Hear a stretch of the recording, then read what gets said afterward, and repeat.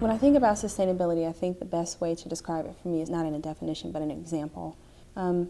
I believe sustainability is the use of resources as a population or as a community or even as a person individually in such a way that does not remove or limit options for the future. So I think about my children. I think about them too much. But not taking so much from, say, my bank account if I'm saving some money, so that it depreciates what it is that they could take out in the future. So sustainability is having options for the future. The future has the same options, if not better, than what we currently have. If we are leaving our environment in a worse state than what it existed, we are doing a disservice to what the future society can actually accomplish. And I was actually thinking about where would humans be if they were not solving our problems. So would we be teleporting if they weren't trying to figure out how to handle our nuclear waste? How fair is that to them in terms of advancement, because they're not able to focus on moving forward, but focusing on how to just survive because we were so poorly adapted to taking care of ourselves in terms of resource use. Currently, I am working on a project titled U-Stress, which represents urban stressors, terrestrial resilience, and ecosystem services. I have a focus and an interest on urban populations, primarily within segregated systems such as Chicago.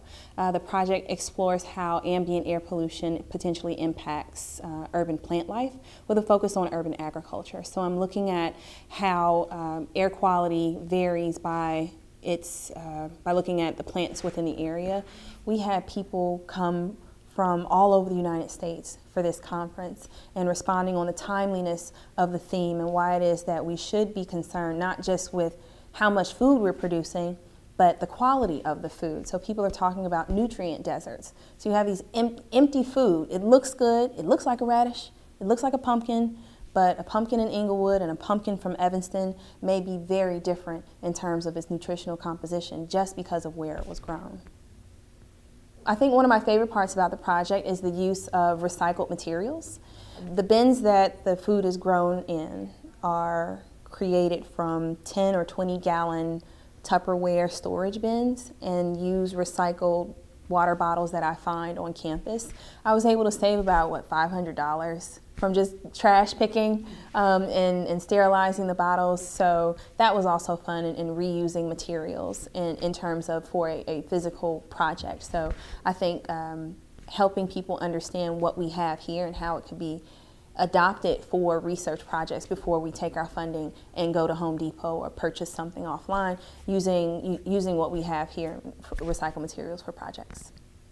I think the project could impact the UIC community, one, by offering opportunities for students to participate. I had a few students with me over the summer, and getting them out there to do field work, exposing them to what ecology and field work is, because many of them just see lab work. That would be the first thing. The second thing is that you are capable of developing a project and merging two very contentious, environmentalism and environmental justice have been butting heads for quite some time.